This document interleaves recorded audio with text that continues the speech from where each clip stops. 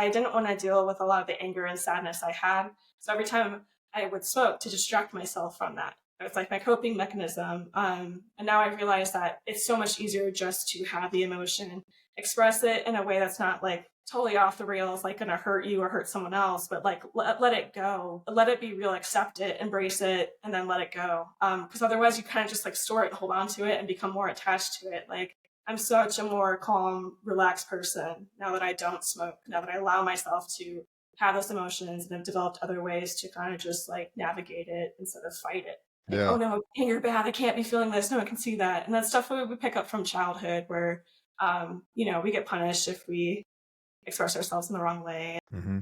So it's something I've really had to work on is accepting my emotions, going more to my emotional side because I've been so lost in just doing things with my mind, being good, the checklist, but it wasn't serving me.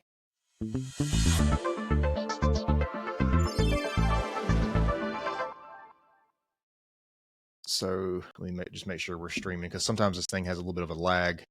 But I think we're good now. So, but yeah, if you want to introduce yourself and just kind of say who you are and preface the conversation, we'll dive in. Sure. So my name is Jessi Hartnett.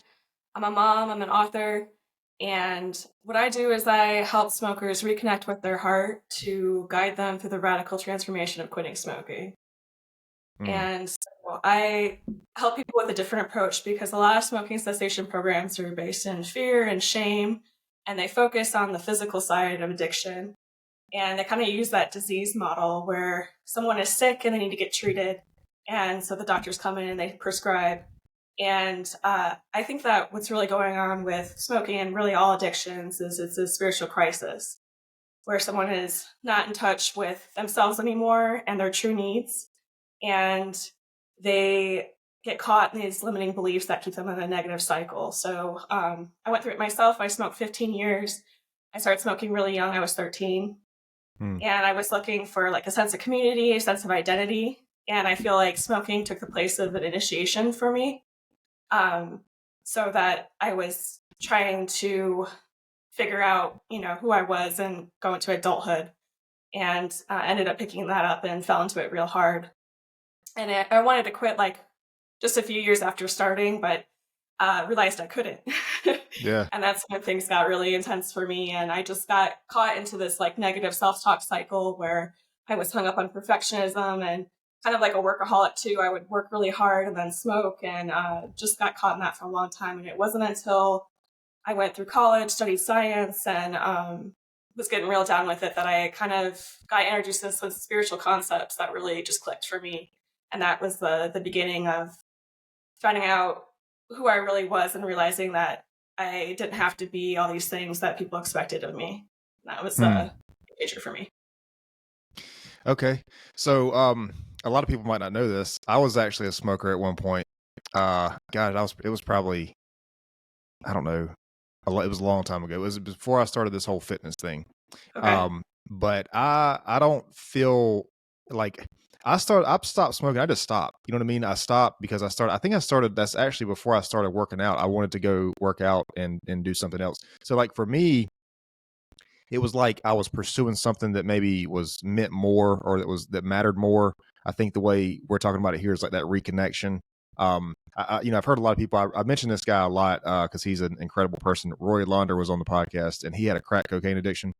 And one of the things that he said helped him out of that was finding a bigger purpose, like something bigger than himself. Like for him, it was like community. Like he wanted to go out and help people that was in similar situations, because the way he worded it was, when somebody has a crack addiction, they're sort of looked at a certain way and treated a certain way, and he kind of understood that, so he was able to resonate with these people. Anyways, that's how he helped people, and that's how he helped himself get out of that addiction. So I think when we say reconnection, I think that's like I think it can be very subjective to the person. Like Oh, yeah. I think it's about pursuing that something that's maybe higher than that, if that makes sense. Yeah, and just reconnecting with something that gets you passionate and fired up, and that sounds like that was fitness for you, so that's great. Um, Yeah, I for got sure. I got stuck in it so long that I completely lost sight of how to regulate emotionally and the things that I even enjoyed anymore. Like smoking was like my hobby. It's like all I knew. I went to it for like everything all my unwanted emotions, like anytime I was like sad or depressed. And so Yeah. I got caught in that cycle of like dependency where I just didn't know how to function anymore without it. So Yeah. I'm glad I did get Well, that deep with the it. the crazy um, thing is, like, nicotine is really powerful, man. Like, oh yeah. so people don't realize that nicotine is a really good stimulant, as like mental stimulant. Like, people are using it for mental boost. It's like caffeine almost. It's a mental boost. The problem with cigarettes and that kind of thing is the delivery. You know, it's all the stuff that's wrapped up in the cigarettes. And I'm not saying, I know nicotine is bad. It's carcinogenic, I'm pretty sure. But it's a very powerful, like, mental stimulant. And Yeah. Yeah, it's kind of wild because I thought that it was a stress reliever, that it was relaxing. And I'm like, well, no way. I'm like, my heart rate was out the roof. yeah, I don't really, I mean, I'm sure that's true. I don't really know that aspect of it, but I do know it helps people. Like, you see people chew nicotine gum or the nicotine patches. Very small doses can be like a mental kick. But yeah, the stress relief, I'm not sure. I don't know. I would imagine that has something to do with the rhythmic breathing, like the inhaling, exhaling. If I had to guess, I would think that's got a big part of it. Yeah, and just like when you're in withdrawal, you feel crappy. So when you smoke, you feel a little less crappy. I think Yeah. that's what it's like. Oh, this feels good, and it's like, no, not really. It just feels better than going through the Right. withdrawal because it starts hitting you really quick with like in an hour. Hmm. You already start feeling a little bit low, like you said, like your energy is depleted, and Yeah. you know it really affects you big time. So Yeah, man. I do remember. Like, it was just, I wasn't really a big. I mean, I smoked maybe, I don't know, half a pack at the very most a day. A couple cigarettes a day usually was average for me. But I do remember, it just kind of made you, like, when you were smoking, you were good, but then afterwards, I felt like I felt bad. You know what I mean? After that sort of, I guess, that little, bump wore off or whatever. oh yeah, yeah. Yeah. And that's why I got caught in those beliefs where I believed it was helping me so much that I was ignoring the very real signs. Like you said, that having a headache after being dehydrated, feeling nauseous, like all these things, I was just pushing through that because I thought that I was getting something out of it. It's like, no, this is how I relieve stress. This is how I focus. This is how I make friends. Like I had put all these values on it that I maybe had in the beginning, but I lost those and still kept clinging on because I wanted them so badly. And you kind of Mm, like, you only see what you believe. So I yeah. had to kind of like zoom out and see like what's really going on here and get curious again to see those effects. Like it's like I feel good for like 30 seconds. Right. Like that's not Yeah. worth it. That's not worth it. Yeah, So dude. But I'm telling you, that self awareness that you're talking about is really powerful. I mean, it is really powerful to be that aware about your situation, because I'm kind of the same way. Like, I don't. I've heard people use the nicotine pouches and the gum and stuff for mental stimulants, but I'm like, you know, I think for me, that's too big of a risk, even if it helps you be more productive or whatever it is, because I know how I am. Like, if I'm going to be attached to a thing, it's going to be something that is a stimulant, something that is, it hypes me. Like, I'm drinking coffee right now. I drink coffee yeah, every day. I love me coffee. too. Um, but I mean, I think that self awareness is like huge, I think to know yourself in that Yeah, way. it took me a long time to get there and a lot of Mm, practice. So that was the hard part. It wasn't, I tried putting all these different ways, and it wasn't until I started focusing on the self awareness that I could actually go anywhere with it. I kind of just thought I was helpless, like, or weak, or a bad person, that it was like some kind of moral flaw. mm, And it was like, oh no, I actually have some pretty messed up thoughts here that are going on. I realized I was able to link my cravings to thoughts of self hatred or criticism. mm, Because I would quit for like I got a lot of like physical problems, so I like had to quit. It was really pertinent, but I still struggled so much. right. And but I was trying really hard. So I was going days, I was going weeks, I was going months, but I would always come back when I was really harsh on myself. Because I was like curious, I'm like, why do I need this thing? Why do I keep coming back? And it's like because I'm not good enough, because I don't deserve this. Like those are the kind of thoughts that would come up because I'm a loser, like things like that. And so I had to actually become aware of those thoughts and deal with that to get out of smoking, to actually have worth and love and respect for myself. You said, okay, so you said you would have those thoughts and then you would have the craving, or was it the craving first? No, the thoughts, then the craving. Hmm. Okay. So it was almost like, I hate to use this word, man, because it's like so overused and people use it in a way that it's not, but it's like it was a trigger for Yeah, the craving. Yeah. yeah. I know that word bothers me too. It's like, oh, Well, I mean, I think, gun that, violence. Like, what does that have to do with this? But yeah, well, it's it's like, something that, yeah.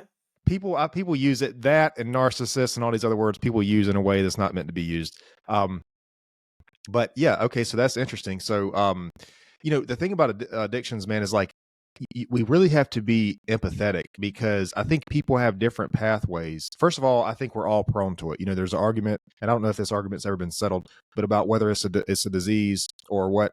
But I think that the issue is that everybody is sort of prone to some type of thing, like something. You know what I mean? Whether it's a Hmm. substance or a food or sex or whatever it is, like somebody has their thing that they are probably prone to it. That's at least my opinion. I'm not an expert, but I would imagine just because how we're set up as people, how our dopamine system is set up, that we all have that tendency somewhere.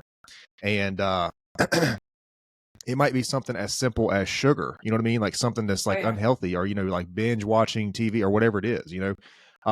But I just think we have to be empathetic with people who have basically a different pathway than what we have. Because like I joke around about coffee a lot and I say I have a coffee addiction and everything, but like let's just say this is something that I'm really attached to. Well, it like this doesn't me consuming coffee doesn't really affect anybody else. You know what I mean? I'm not going around asking for money so I can support my coffee addiction, or not stealing or anything, or I'm not driving, drunk on coffee or anything. You know what I mean? Like it's not like affecting anybody.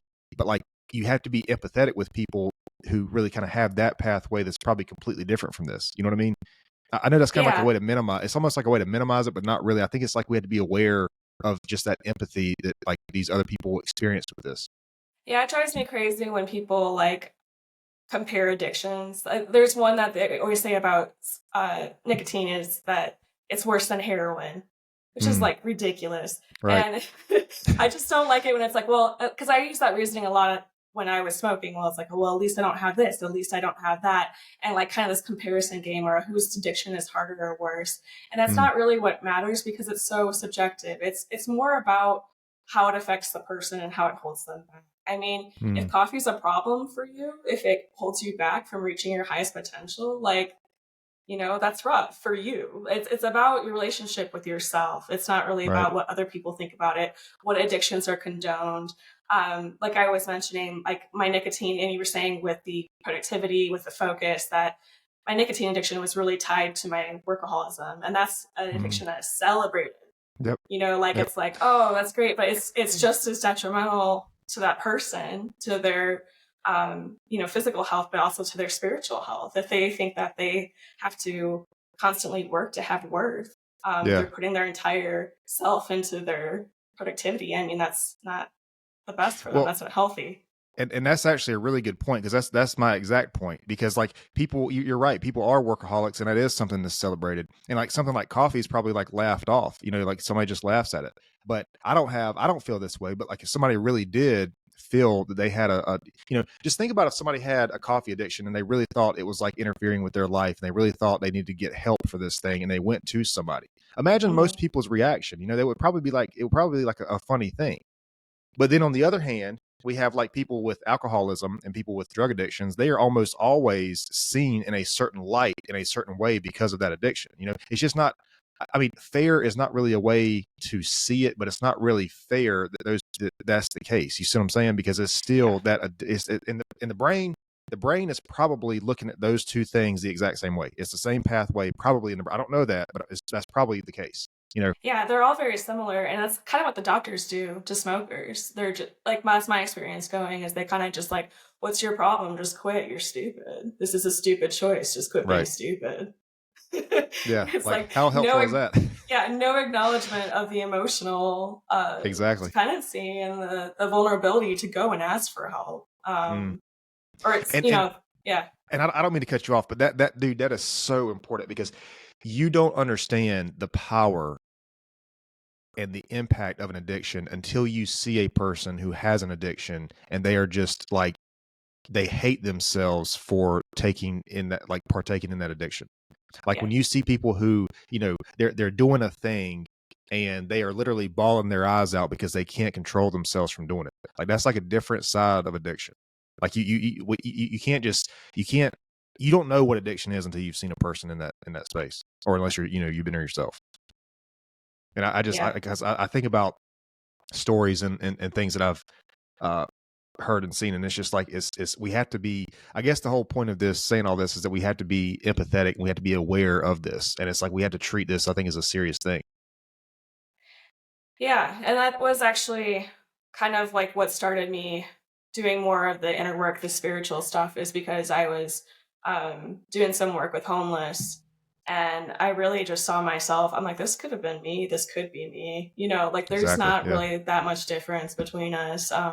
They just had a different set of life circumstances that put them where they're at. Like all the people I saw were definitely abused, Mm, like had some really rough things coming up. And so I think that's important to connect because, it's easy to blame them and be mad at them. And it's like these are just people and exactly. Yeah. they want to get out really. Like, it's the addictive behavior is a problem, of course, the things they do to, get their fix. But I think most people don't want to be addicted. Like I with coffee, like I don't know, have you had to go a day without coffee? It's not fun. I mean, yeah, well, so I haven't done that in a while, but I'll tell you what I have done is I fluctuate how much I drink or what type I drink. 'Cause different coffees have different caffeine contents. So Mhm. I purposely make it fluctuate. Like one day out of the week might be really high caffeine content or whatever. The other days I might fluctuate it like, 1 cup, 2 cups or whatever it is. I don't try to keep it, I don't keep it static. Like it's not the same thing every single day. But Okay. that's how I do it. Yeah. Yeah, I've been trying to quit coffee. That's kind of Dude, funny because it's not it, easy, no, it's not. It's not. I especially think when you from have a 2-year-old. I need to survive here. Like, Yeah, yeah. Well, it's like coffee's like so many different I think here's the thing about coffee is when you drink coffee, anything that you do after that spikes your dopamine, it spikes dopamine more because I want to make sure I'm saying this correctly. There's a lot of fact checking on this podcast. I've said a lot of stuff. I'm pretty sure that when you drink coffee, it increases the receptivity of your dopamine receptors, which means if you do something that you enjoy after coffee, like working out or something like that, it's going to feel better to you. And so I think this is why a lot of people do like coffee and cigarettes together. That's probably like a thing. yeah, okay, Um, but yeah, I think that's I think it wakes us up because of the caffeine, but also too anything that you do after that, it's just like it's better to do it. You know what I mean? yeah. Um, I get a real strong high off of it. It's like yeah, euphoria. yeah, Like I just have like 10 minutes where I'm just like smiling and I'm like, the birds, everything is so beautiful. Like I, yeah. I really get a kick off of it. Like I guess most people don't get that, but I You love know coffee. what's hard for a lot of people is if you wait 90 minutes after you wake up. Like a lot of people, they'll wake up, they'll just immediately start drinking coffee. Yeah. If you wait 90 minutes after you wake up, you won't have the afternoon crash. So Okay. like if you because what the way it is, the way it works is I think that the when you wake up, your natural cortisol level rises, and adenosine is what makes you sleepy. So adenosine builds up in the brain as you're awake, and that makes you sleepy. But caffeine sort of blocks those receptors. That's why caffeine doesn't wake you up; it just keeps you from feeling sleepy. Mm-hmm. That's how it works. But anyway, if you wait 90 minutes, I learned that from Andrew Huberman. If you wait 90 minutes, you won't have that afternoon crash. And I Okay. try to do that. Sometimes that's hard, man. Sometimes it's hard Yeah. because you got so many things going on, and sometimes too, like so I do a cold plunge about 3 or 4 days a week, about 4 days a week, Nice. and going back to the dopamine example, cold plunge, cold water, getting in cold water spikes dopamine, adrenaline, that kind of stuff. And if you can stack it correctly, I'm giving everybody a productivity hack right here. If you can stack it correctly, if you can wait, and this is a huge time commitment. The only time I'm ever able to do this is if I have like several back to back meetings and stuff that I can do at my house for like half the day essentially. But if you wait 90 minutes, then drink your caffeine, and then you're getting sunlight exposure, and then you about 45 minutes after you drink your caffeine, you get into a cold plunge. Like you like this, the dopamine is like up and up and up. And anytime, like I've done that a couple times. I've been able to do that combination a couple times because, like I said, it's a big time commitment. But dude, the energy and the productivity of that day. Now, towards the end of that day, when all that comes crashing down, you're like drained. Yeah. You know what I mean? Yeah, that's my problem with coffee. It messes up my sleep. So it's Yeah. like, Well, and that's why I feel good in the morning, but I'm not feeling good at night. So yeah, but I think the rule is like 10 hours before bed. They say not to drink it 10 hours before bed. So if you go to sleep at like 10 p.m., that's like no, not afternoon. You can't drink it yep, afternoon, which is yep, like, I don't know. Sometimes I'm drinking coffee at like 2 or 3 p.m. Right. but it might be a small, small amount. But Yeah. yeah, that's the man, dude. I wish somebody would have told me how important sleep was, like before I started this fitness journey and all this other stuff. Um, it's just like it's it's it's so important, and it doesn't get the recognition I think that it needs. Yeah, I have a hard time with it. Growing up, it's not something that was valued at all. I never had Mm, a bedtime. It's just like, just something you do when you can't stay awake anymore. yeah. So I struggle with that Well, sometimes. I It's like, so okay, this is important. I need to make time for this. This is just as important as the other things I do in my day. Like, yeah. I don't know. I feel like I'm like a very focused, ambitious person. But uh, like if I have a night of no sleep, that man, like my that goes down the drain, you know? Like if I yeah, I if I don't. sleep like 4 or 5 hours, the next day I'm like, dude, I had to force myself to do the things I need to do. Yeah, I don't even know how I've been able to function with what I have. Ever since I had a baby, I feel like I haven't slept in like 3 years. So Hmm. like I just somehow keep going. It's the coffee though that keeps me going. So that's where Yeah. I'm really struggling to let go of it. Um, Yeah, it's just it's man, expensive too. I'm like, I don't need this thing, but I do. So you don't need I guess, I don't need this. It's not like food. It's not something that's required. oh, I don't know. I don't know about that. I don't know because like people say that, but then like here's the thing: try to go 24 hours without food, and then try to go 24 hours without sleep. You know, like you'll probably, or let's say 48 hours. Try to go 48 hours without sleep, 48 hours without food. It'll be difficult if you've never fasted, but you can go that long without food. I don't think you can go 48 hours without sleep, man. Not Oh without yeah, having some serious issues. yeah. It's just, yeah. I mean, it's easy to think that like food is more important because we think about diet and stuff. But a couple times a year, I try to do a fast. The last time I did it, it was like 60 hours. It was 60 hours without food. Uh, Wow. and I just had so much going on, man. I was like, I gotta eat something, like, because like before I did it, I did a full 72 hours, which is what I was trying to do this past time. And I did the 60 hours, and at that 60-hour mark, I was like, I got to get something because I've just got way too much going on. I got all this training and stuff, and all this mental stuff going on, this work and stuff. And anyway, but yeah, I couldn't go. I think the longest I've ever went without sleep was like, so I woke up, one day, and then like 22-ish hours later, I went, and it was like torture. Yeah. Um, but I think about, though, when people are fighting addictions, like it probably takes a lot of focus and a lot of willpower and that kind of thing. So I would imagine that making sure your sleep is right during that fight is probably critical. Yeah, the willpower, there's a place for it, but I think it's overplayed. Hmm. It's kind of about changing your desires. Like, you just don't want to do it anymore. Okay. And then, like you said, like you had other things you wanted, so it was like easier. When you have like a vision of what you want instead of like, oh, I'm losing and I need to fight myself and make like I really want to do this thing and I can't. Like that kind Hmm. of mentality can really like hold you back and make it way harder than it needs to. Like people go like 5 years without smoking. They're like, every day I want to smoke. I'm like, that's miserable, like if so I think having your intentions lined up can be really helpful and then you don't need willpower as much. But um the body's got to recover. So that's where sleep is really helpful. Right.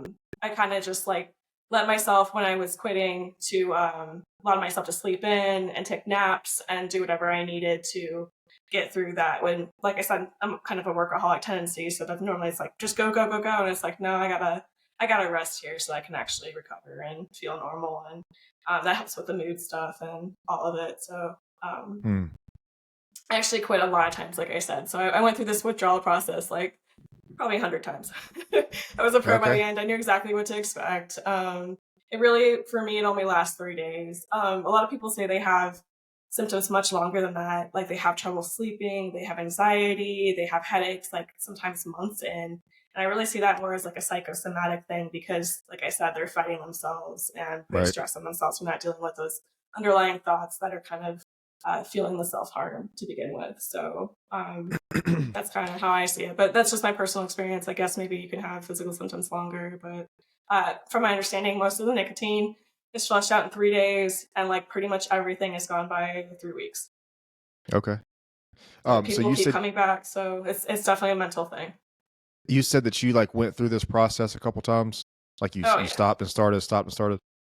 yeah. And because I was trying to use willpower, Oh, That okay. was my main approach, was like, just be good enough and do this, and be strong and be tough. And that always ended up failing me because I wasn't dealing with the underlying self-hatred. So I Hmm. actually, to finally quit, I had to completely flip the script where I was really kind to myself and really forgiving and gentle and kind of like encouraging myself. And then it actually worked. I was actually able to Yeah. stick with it. I was like, I don't want to hurt myself. So it kind of changed my whole perspective on what I was worth and what I was capable of. Hmm. So I want to ask something, and I don't want to be disrespectful to people because I know, especially in the AA community, this is like a huge thing. But like, how do you feel about counting days? Because like I've heard like people like Tony Robbins, and I don't know if I mean, I'm sure he's got some sort of education in this area, but he says that when you count the days, you still have an identity attached to that thing, Yeah, and I I'm hated huge on it. identity. Yeah. Yeah, I hated counting days. I was so afraid to not do that Hmm. because I stopped putting myself in reference to smoking. It was just like a new way to be. Like, this is what I am now. It's not how many days I've been not being myself. It's how many, this is just how I live life now. I don't Yeah. smoke. Like that, Well, taking on that new identity was really, really helpful. But I would celebrate a little bit at the end of each day. It's like another day. Like, it didn't matter what number day, but it's like, I did another day. I'm awesome. I'm gonna keep doing this. So yeah. there's like some validation in it to encourage yourself to be proud of what you're accomplishing, because each day is hard, each craving is hard. So I like to keep it really small and just kind of focus on that instead of like looking at this. It just makes it seem temporary, Right. or like kind of like Lent. It's like, I'm going to do this for 40 days and then I'm going to go back to doing what I was doing anyway. It's like a countdown that it just stressed me out too, Yeah. keeping track of it. Because there's such a freedom in that when you could finally stop counting your cigarettes and worrying how much, if you need to go to the store at the end of the day, and like keeping track of it. I thought it was really just nice to let that go and not let it run my life anymore. This episode is brought to you by XL Coaching Academy. Hey guys, I'm really excited to let you know that I started a mindset coaching business. So what I want to do with this business is I want to help entrepreneurs, business owners, salespeople, leaders, and fitness enthusiasts or athletes develop the right mindset to increase revenue, improve business or performance, and overcome the challenges needed to become the best version of themselves. You can get more information about this by emailing info@xlcoaching.academy. For sure. Yeah.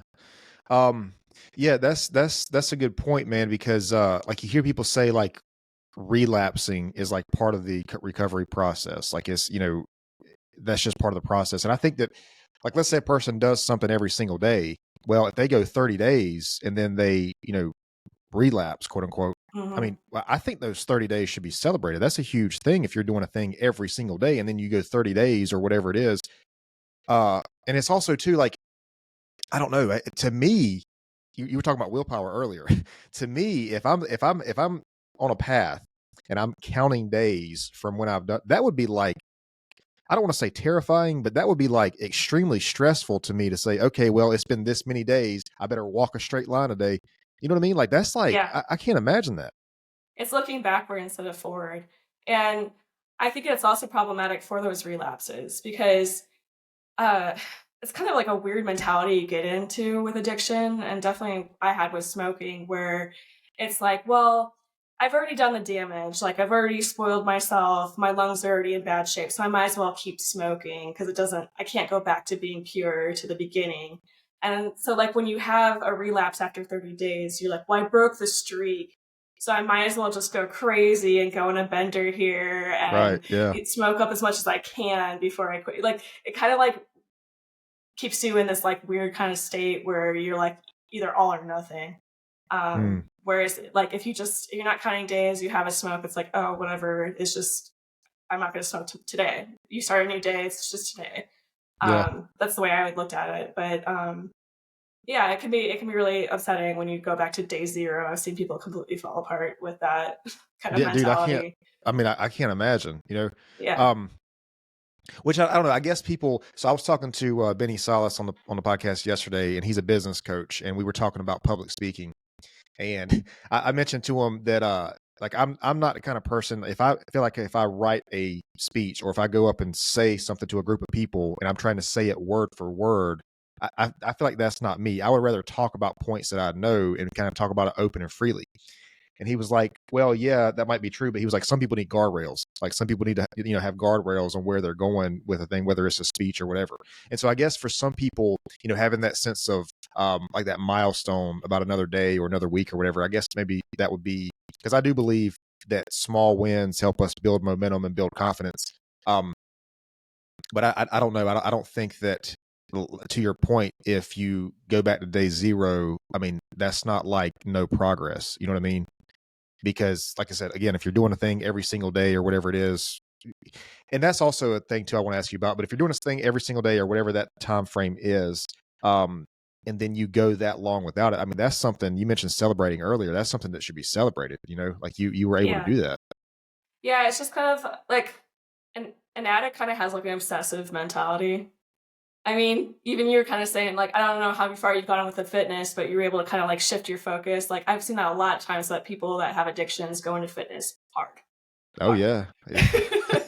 Yeah. Like so like with the counting the days, that's kind of that obsessive mind nature. And Mm, I think that our mind really holds us back. It just keeps us stuck in these cycles, these patterns on repeat, obsessive, adds stress. And really I like to do more of like a heart-based approach where it's more feeling. And you don't need to keep track. There's no numbers. It's not scientific. It's just feeling. It's like I feel good. I went another day. I'm doing good. You can kind of just have that sense of confidence every time you decide not to smoke. yep. When you have that reflex and you're going through those early days of changing your habits. And so that's kind of, I like that approach more. I think it's more healthy, especially for people that have that tendency to be obsessive. Right. Yeah. Yeah. No, that's a good point too, because fitness, I mean, anything, and this kind of segues into what I wanted to ask you about, but anything that we do, we have the potential to overdo it. Like, fitness, I personally, for me, fitness is to optimize health and longevity. Now, there's people that go in and do bodybuilding, whatever. But then there's also people who do fitness to such an extreme level that they actually damage their body and they do the inverse of what they're trying to do, which is, get healthier, build muscle or whatever, because now they're out of the gym for several months and they're kind of moving backwards.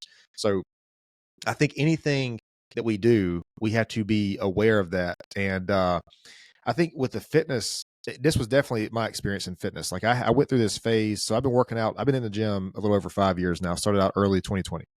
So I definitely went through that experience of like thinking that I had to do as much as possible every single day, all day, whatever it was, like, not miss a day, whatever.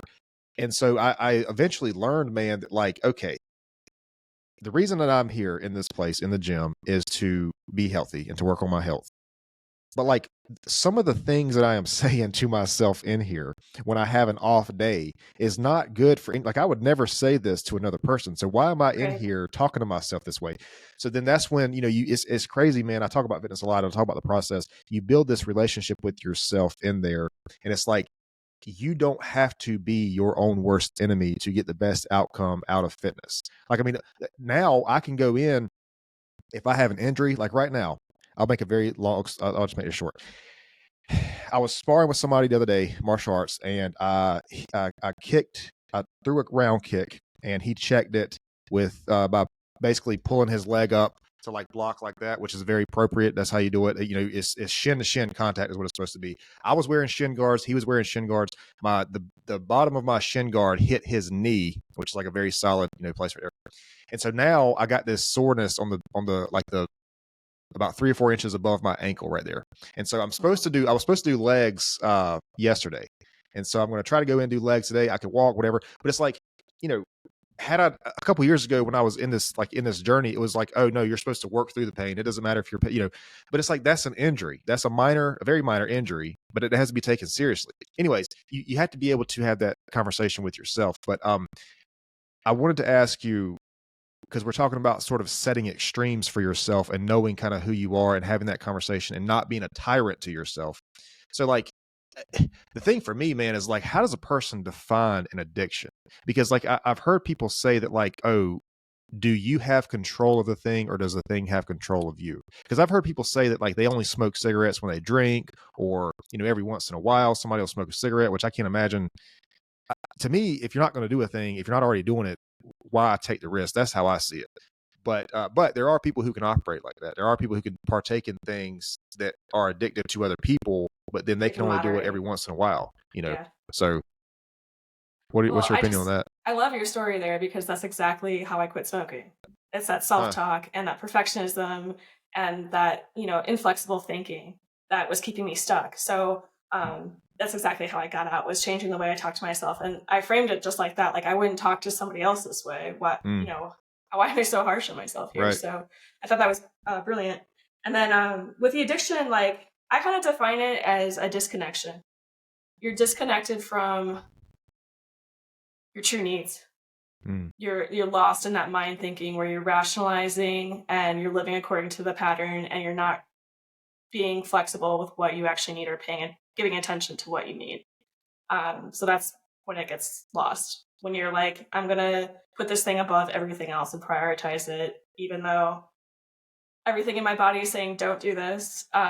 It's rippling out, affecting my relationships, affecting my self-worth, that kind of thing. When you just completely disconnected from yourself, and from that ends up being disconnection from other people too. Even though it mm, might seem like it's like, oh, we're smoking buddies, we're close, but it's like there's nothing really deep there. When the right. smoking goes away, the friendship goes away. Like, Yep. it's just that, not that deep connection, that really like self-understanding. So that's going to be subjective, and it's kind of hard to notice it right away when it happens, because the world is so like loud and busy and distracting, and it's very easy to scroll for an hour and you're like, what just happened? Like, that's the kind of stuff I'm talking about, where you just kind of lose sight of who you are and where you are and what you need and what your priorities are. Mm. That's addiction. I just had a realization, and I've never thought about this until you just said this, but I've heard people say they do this thing, whether it's drugs or alcohol or whatever it is, or cigarettes or porn or whatever. They do this thing because, like, when they're in this thing, it's like an escape.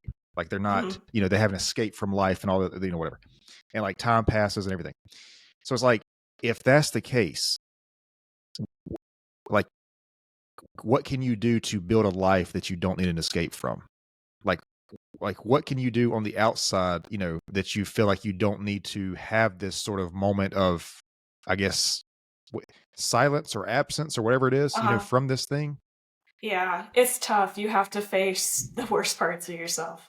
Hmm. That's what I found. You have to go through darkness, and nobody wants to do it. I didn't want to do it. Right. But you have to kind of go there and deal with what's going on. Like I said, I hated myself. I absolutely hated myself. And I had to go and pick that apart and be like, why? And question the things that I come to believe about myself, and have an openness to embrace new ideas and see myself differently. And it took a lot of work and patience and practice, and it has changed my life. I'm so glad that I did that work. Sometimes I'm grateful that I even got lost in addiction, because I wouldn't have been able to do this work. If everything's gravy in life, and things are going great, then you don't really grow, you don't really go deep, you don't uh, have that resilience and strength that you can find through struggle. And so I think that's what it takes to. I write about it in my book, and it's an idea I've taken from others. And I really fall back on like ancient myths. They help me understand like what it is to be human. Like, Hmm. I had to figure it out a long time ago, and it's really like deep stuff. It's not something on the surface level of like paying bills and working, and it's going deep into the soul and your purpose, and the true meaning of life. And I think we all have these parts of ourselves that we don't want to deal with, and it's called the shadow is a term that's Yep. often put to. And I think that to get connection with yourself, to not escape, you have to see the shadow, embrace the shadow, and just move on with life. Accept that there's parts of yourself that you wish you didn't have, and just love yourself anyway. Because I used to think of everybody as like good guys and bad guys, and I was a bad guy. And then Hmm. I realized that everybody is a good guy and a bad guy at the same time. Like, we Yeah. all have good guy and bad guy in us, and that's okay. And some people fall into one side or the other more than would be in balance. But I think that that really helped me to just accept the parts of myself that weren't perfect, Hmm. so I didn't need I, to escape myself. yeah. No, I love that, man, and that's why the logo for this podcast is the Rising Phoenix, because we are reborn out of that tragedy, or that that flame. Yes. I don't know if you know this or not, but the oyster, you have an oyster that produces a pearl. The reason it produces a pearl is because something gets inside that oyster, whether it's dust or dirt or whatever. It's some sort of trauma, some sort of damage happens, and then I guess the thing calcifies or whatever. It's a healing process from the oyster. So that's how a pearl is produced. And then Yeah. you think about going to the gym. The way you build muscle is making microscopic damage to the muscle, and then it grows bigger and stronger because of that. And I don't know. I think it's that I've mentioned this story on the podcast too. I have a tattoo on my arm, my sleeve. The bottom portion is a knight that's slaying a dragon, because the mythical story is that, the knight fights the dragon. He slays the dragon. He gets the treasure. And I think that's a metaphor, because Hmm. whatever dragon we have, whether that's an addiction or building a business or some sort of self-talk or whatever our experience is on this earth, I think we all have that sort of that journey of that dragon, fighting that dragon. It's Yeah. crazy that that's such a story that resonates with us, but like it's not. I don't know about you. I've never seen a dragon, but like it's something that resonates so much, because I think we are all sort of on that journey, like we're in our own subjective way. Yeah, that's how myths are too. They apply to everybody in some way. It's kind Yeah, of wild. It's like, wow, we really have a lot of common ground here. And I think that looking at that dragon inside, because I used to think that like, oh, my life is stressful if I, have a better job or friends or whatever have you. Like it's my outside situation that makes me stressed. And I mm, kept trying to put focus on that. Like I'll just work to get a better job and do all these things. But it's all about the internal world. Um, that's what we have control over, and that's the hardest stuff to do. yeah, It's easy to blame outside. So I know like a lot of people are like, I mean, rightly so in some ways, but like the political situation is insane right now, and people are like wanting to change the world and they're looking outside the world. But the way I see it is that all the problems of the world are inside us. mm, Like we yep, have war, we have mistreatment, like all these things. And if you can kind of find that inner peace and that calm and centeredness within yourself, that ripples out into the world. yeah, That's the way I see it. Like that's where I started, is the inner world, because it once you have to take time to actually give it attention, because like yeah, I used to think that meditation was like before I had tried it, I thought it was like this like really cool, relaxing thing where you cross your legs and and you're gonna like levitate, and it's like super peaceful. And then mm-hmm, I meditated and I was like, oh my goodness, like yeah. what is going on here? These voices came in, these voices that I didn't even know I had, that were totally self sabotaging me. And yeah, it can be a really dark, scary place inside our own head. Well, what's crazy about meditation, and I've talked about this on the podcast before too, is understanding that, yeah, you have these thoughts, you have these voices or whatever, but like who you are is the observation of that. You are the thing that observes that thing. There's a book, Hmm. Eckhart Tolle. I don't know if you've ever read the book, The Power of Now. And he basically, I've told this story to him on the podcast. He basically talks about there's a separation of like your thoughts and what you think, the ego, who you think you are on Yes. this earth. But then, like, when you can step back and you can observe that you are not that, you are the conscious awareness that is experiencing that. You know what I mean? Yes. It's like a separation to where you can really feel that you are a spiritual being, maybe. But I don't know. Yeah, meditation is really powerful. Yeah, the Um, soul. Yeah, it's hard to hold on to the self, because like who are you? There's so many voices going on in there. Like I mm, don't know, like you think about doing something, there's one voice that's like, yeah, do it, and there's one voice that's like, no, never do that. And you yeah. have these different selves in you. So it's like all that is an illusion. You're Well, not your thoughts. yeah, that's exactly right. And I don't think, we ask, who are we? And that's a big question. But I think fundamentally at the core of it, our spiritual self, I don't think we're not really anybody or anything. We just are. We are that. We are the being. And like all of this, I just feel like all of this is like a temporary existence. This is like a temporary thing. I don't know. Maybe it's all happened simultaneously. That's another theory. But it's like everything that's outside of us is not really, and even who we think we are inside is not who we are. We are the consciousness that is experiencing all of this. You know what I mean? I don't know. That's a very, it's really hard for me to wrap my head around that. And like sometimes Yeah. I had to bite that off in pieces and like digest it a little bit at the time, because that's such a profound thing to think about. Um, I wanted to, you said something before I got off on the meditation thing. What were you talking about before meditation? I wanted to ask you about that. God, I can't remember what you said. I You were can't taught, remember either. yeah. we were talking about meditation, um, and that really kind of threw me off. I don't know. I wanted to ask you about. But this is crazy that we got into this because I was actually going to ask you about meditation. Before we move on any farther, I have got to ask myself this because so earlier in this podcast we were talking about. I mentioned the brain, and I Mhm. mentioned, does the brain see addictions basically as the same? And this has bothered me since I've said that. So I want to go to Perplexity, which is the AI that I use. And I want to ask if this is true because I'm curious to see if, like, as far as the brain, like the pathways in the brain, is cigarettes the same as alcohol, the same as sex, the same as everything else? Because I would imagine, like you see people, like you see these little scans or whatever, like when a person does cocaine, the brain lights up in a certain way. But like, Yeah. I would imagine it's slightly different, but at the same time, it's like the same. You know what I mean? Like it's like See, the I same don't really areas. see science of addiction as that valuable sometimes.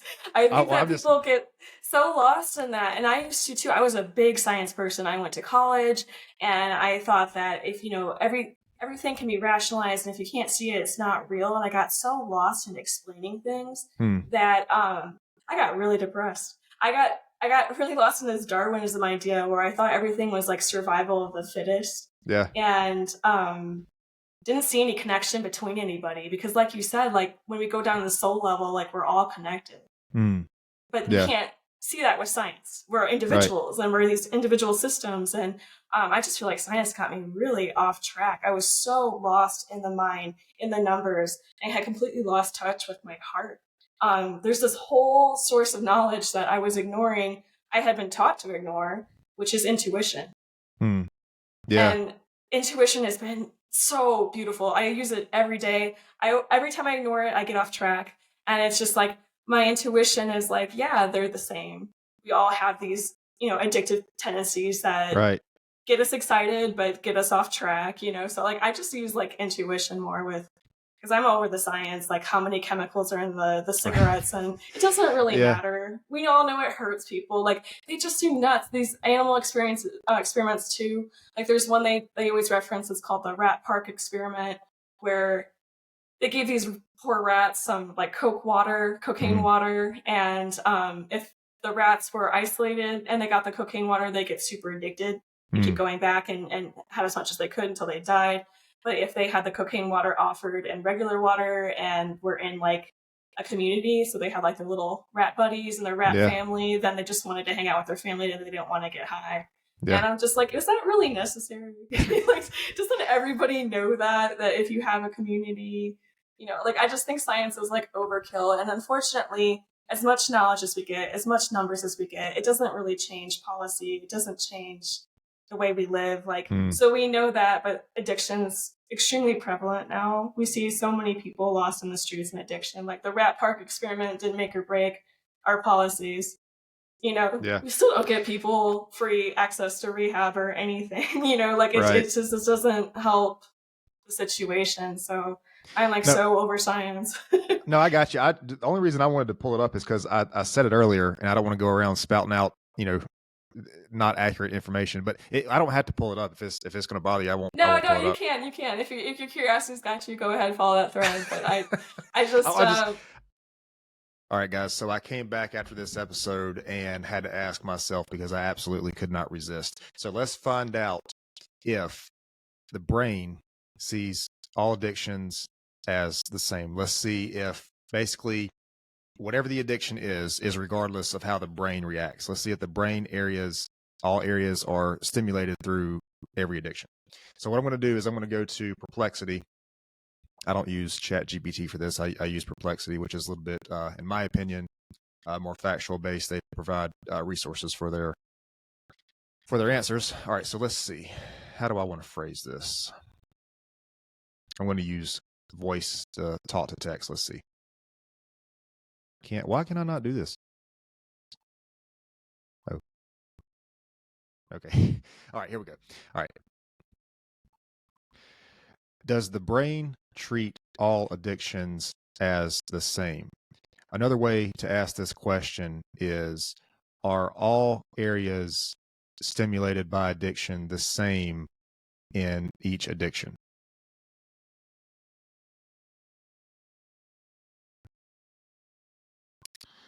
All right, and I am going to share my screen with you guys.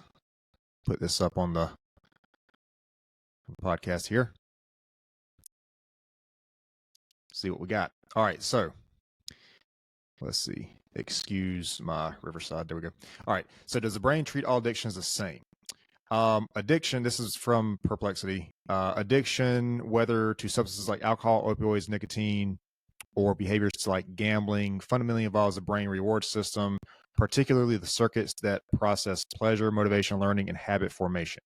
However, while there are core similarities in how the brain responds to different addictions, there are also important distinctions in the specific brain regions and neurocircuitry involved, depending on the substance or behavior. So that kind of answers our question. It says core circuits core brain circuits involved in all addictions. Across all types of addiction, several key brain areas are consistently implicated. Mesolimbic dopamine system, central to the exposure of reward. This pathway involves the ventral tegmental area, VTA, and the nucleus accumbens. Addictive substances and behaviors cause a surge of dopamine in these areas, reinforcing the desire to repeat the behavior. Prefrontal cortex, responsible for decision making, impulse control, self-regulation. Chronic addiction impairs these executive functions, making it harder to resist cravings and consider long-term consequences. Amygdala, involved in emotional processing and the stress response, plays a role in craving, withdrawal, and the emotional aspects of addiction. Hippocampus, important for memory formation, including the emotional memories associated with substance use, which can drive relapse. Basal ganglia, involved in habit formation and the development of compulsive drug-seeking behaviors. It says, are all areas stimulated equally in each addiction? While the same general brain systems are involved in most addictions, the degree and pattern of activity can vary. Intensity and pattern of dopamine release. Different substances and behaviors stimulate dopamine release at varying intensities and durations. For example, drugs like cocaine and methamphetamine cause massive, rapid dopamine surges, while others may have a slower or less intense effect. Specific neurocircuitry. It says, although the reward system is reward system is central, each addiction may preferentially engage certain brain regions. For example, opioids may more strongly affect the extended amygdala, contributing to withdrawal symptoms and negative emotional states. Stimulants, like cocaine, heavily impact the prefrontal cortex and striatal circuits, leading to pronounced deficits in attention and cognitive flexibility.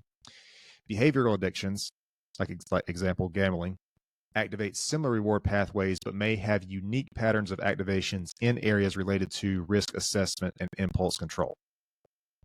Neuroadaptations. Chronic use leads to neuroplastic changes, alterations in the structure and function of brain circuits that can differ depending on the substance or behavior. For instance, reductions in gray matter volume in the prefrontal cortex are common in many addictions, but the extent and specific regions affected may vary. So then it's got a little table here. So all right, it says conclusion, the brain does not treat all addictions exactly the same, but there is significant overlap in the core circuits involved. So this sort of answers our question. I just wanted to fact check this.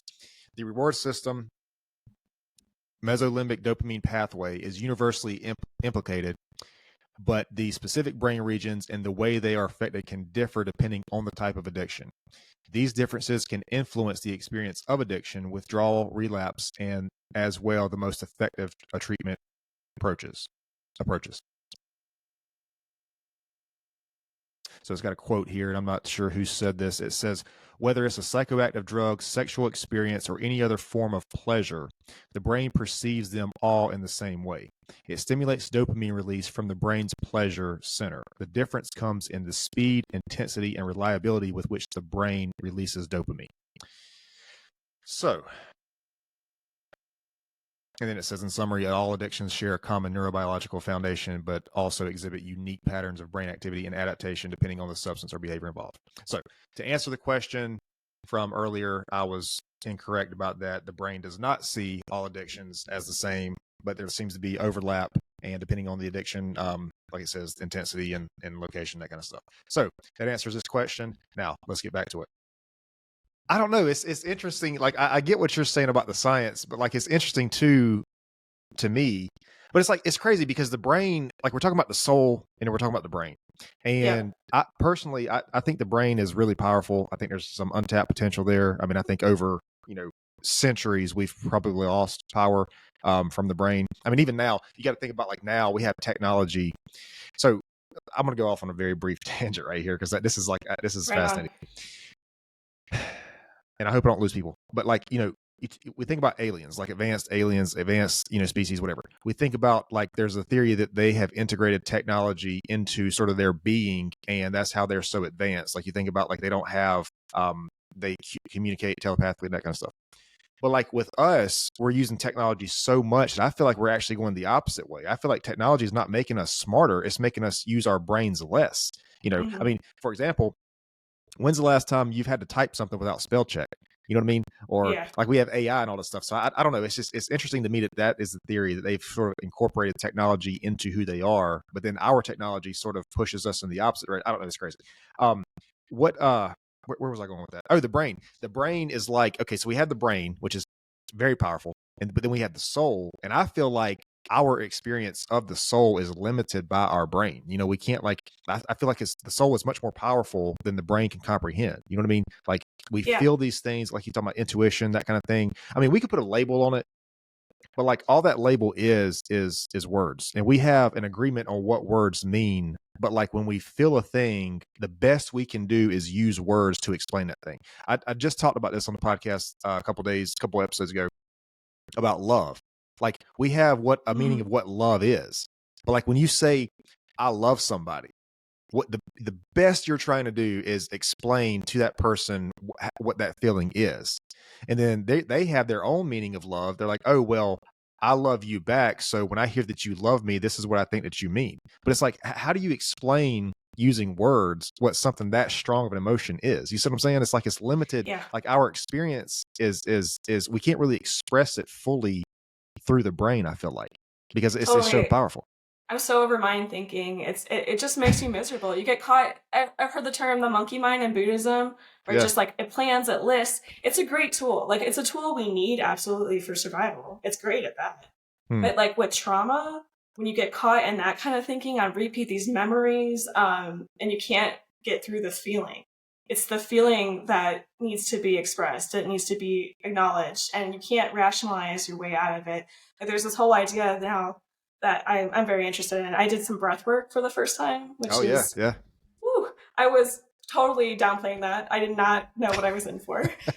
So that like you can't get through some of these traumatic experiences by talk therapy. I mean, Hmm. I'm not telling people, I'm not a doctor, do what you need to do, but it's more stored in the body and in your feelings, and you need to express the emotions through movement. That's the idea with breath work, is that you're able to release it. You don't need to know what it was. You don't need to understand it. You just let it go. And so I think that, yeah, our mind keeps us trapped into these like really negative thought patterns. I heard one time that the brain, it's like Teflon for good memories and Velcro for bad memories.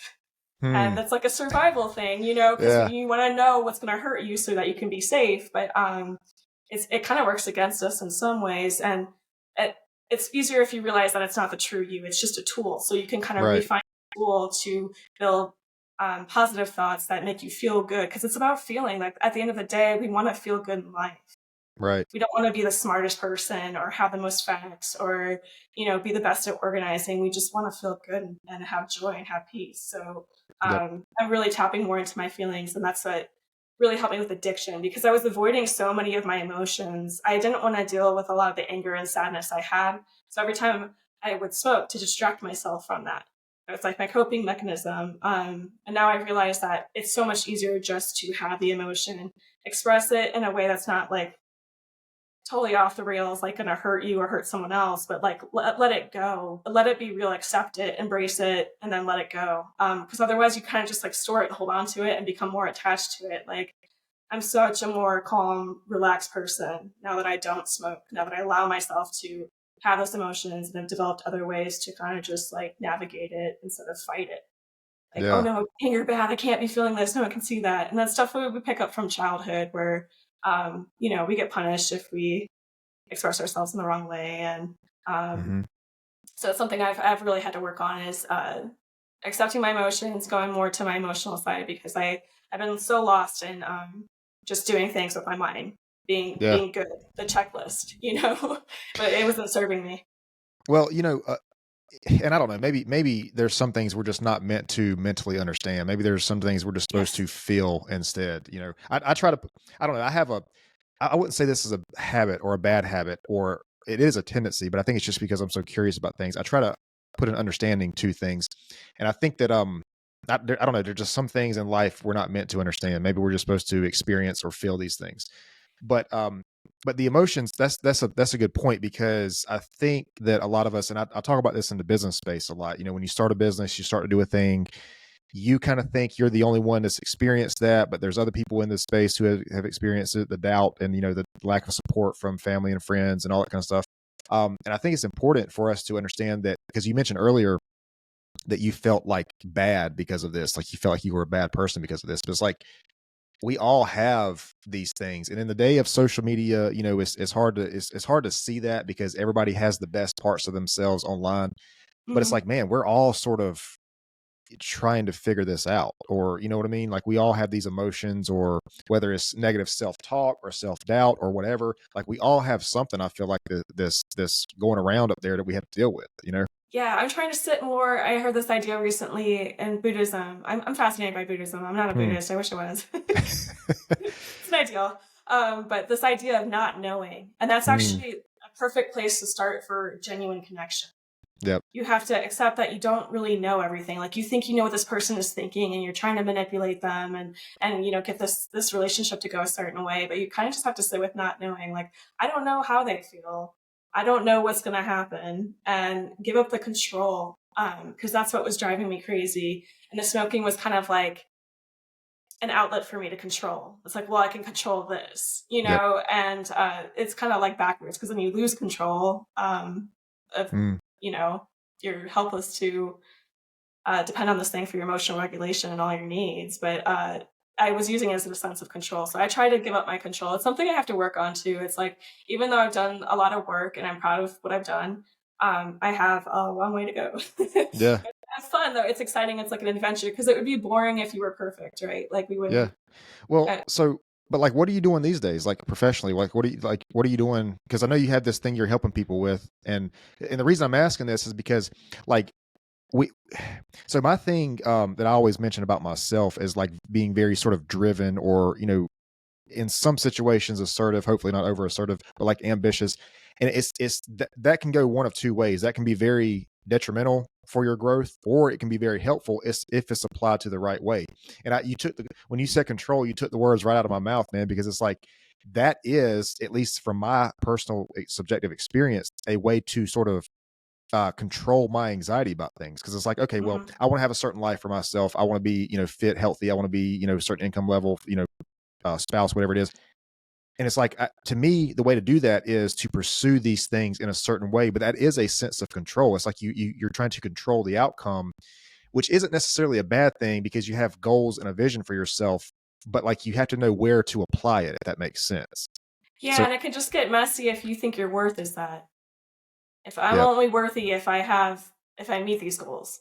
yep, And yep, that's not acknowledging that the soul has worth inherently, that we all are here, we have purpose, we have meaning, we have gifts, and we don't right. have to do anything to earn that.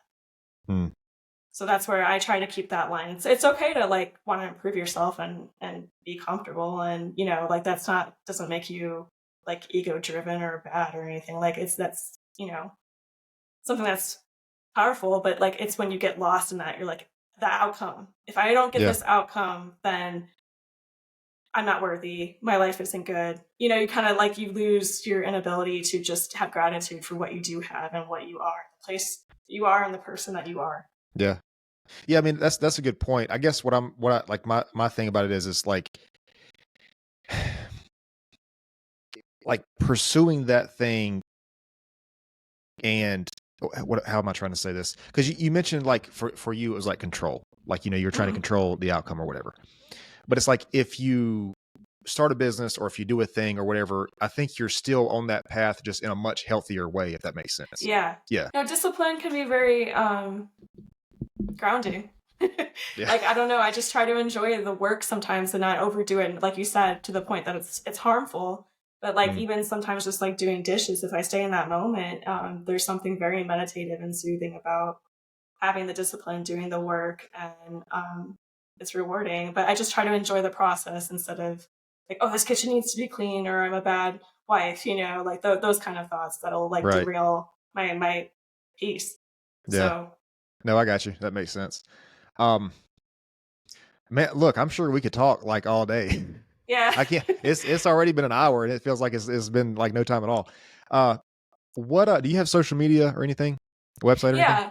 So I have my business is called Honor Your Heart, and I've written a book that's by the same title, and it's Mm, a guide to quit smoking. It's not a memoir; it's a guide for you. It's kind of a short one, but it's got a lot of information, a lot to chew on in it. And I made it short so that you can just kind of get the information and sit with it and start right away. And so I'm selling that on my website, honoryourheart.net/book. And I also I'm on social media. I'm on TikTok, Instagram, YouTube, and I make like short videos there that kind of like talk about the different things that I struggled with smoking and that I see people struggle with. And yeah, you can just find me online. And I'm starting this new thing right now. I have an online membership I've started where mm, it's like a community where people can support each other. I can support you by email. We do like journaling work. I give weekly journals. We have a live meeting where we could do meditation and tell a myth. And so right now I have a really good deal that when you buy the book, you get a 30-day trial to the membership because I'm trying to like build it up and get people in. And it's going really well so far. And I I love smokers. I don't know. It's like they're the coolest people ever, but it's not the smoking. It's just like something that kind of person mm, that I jive with, like you.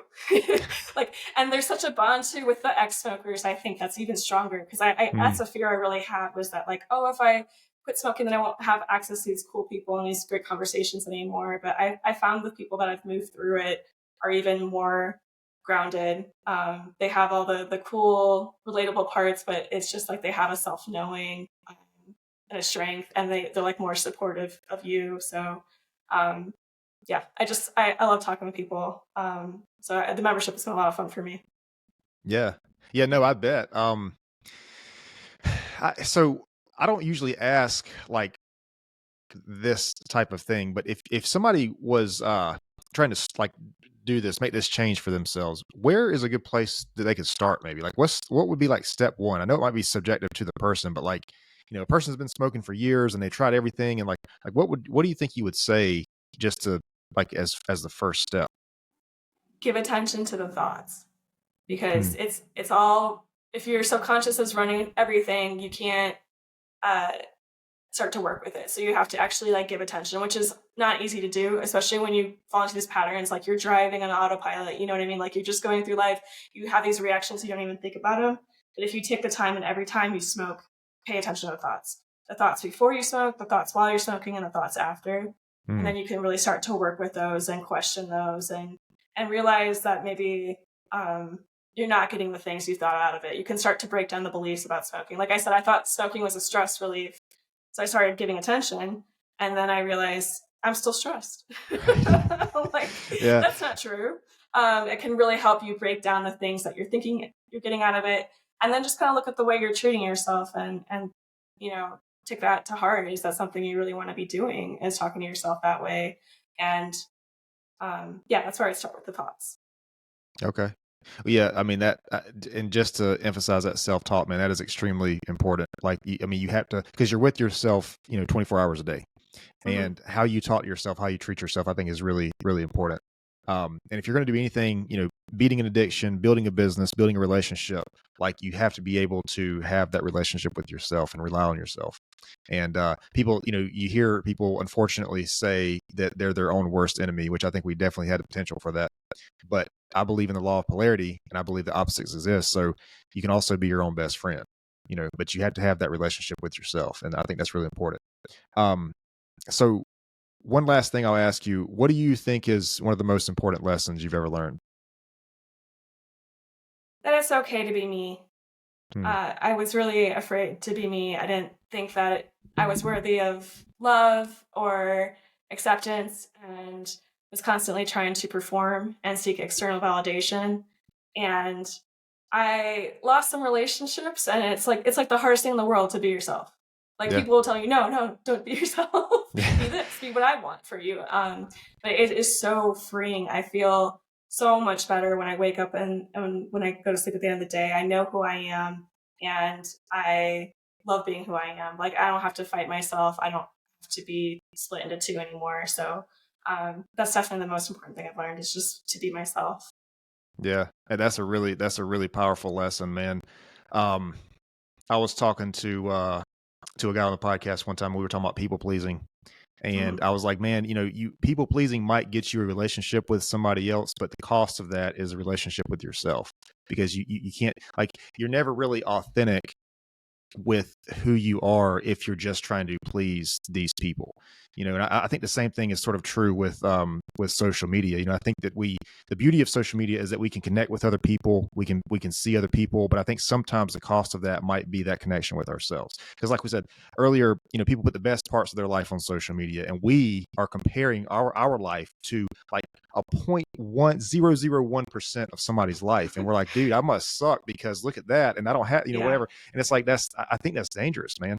I think it's dangerous, and I think we don't do. It's not helpful to our, or conducive to our growth as individuals, when we're comparing ourselves to something that honestly might not even exist. I mean, there's like 7 filters on this picture. It's like the car is rented or whatever. I mean, you know what I mean? It's like these things. Yeah. It's social media. It's like, it's not really. More than likely, it's probably not a real thing. If it is, it's a very small percent, and I mean, it's just dangerous to compare ourselves to that. It's not helpful to anybody when you're not being authentic. It's Hmm. kind of like I said, like you'll get some backlash, especially the people that think they know you and what they want from you. They're like, hey, I want you to be this person because you've been this person. And it's scary for change for everybody. Yep. But when you're actually living authentically and being yourself, like the right people are gonna get attracted to that, and they'll see themselves. They'll see the light for them to be themselves. Like it's actually a really beautiful thing. Like we need you to be yourself because it makes the Yeah. world bright. Yeah. I mean, you're the only So one that can be you. You know what I mean? Like, yeah, nobody, if you're not right. you in this lifetime, the world is never going to experience you, you know? And we And need you. yeah, yeah, definitely, for sure. Um, well, look, it's been really good talking to you. I appreciate the insight, the time here. This was a really fun episode, so I appreciate it. Thank you. I enjoyed it too. I'm going to stop the video. If you can hang out for just a second, I'll explain to you the upload process, but I do appreciate it. Cool. Thanks. I just noticed for Hey guys, I appreciate everybody tuning in today. If you enjoyed this podcast or enjoyed this episode, you can find more at Pure Wisdom Podcast. This is on Facebook, Instagram, YouTube, TikTok, Rumble, Spotify, Amazon Music, and Apple and Google Podcasts. There you can subscribe, like, and share and interact with all of our content. Again, we appreciate it, and we will see you next time.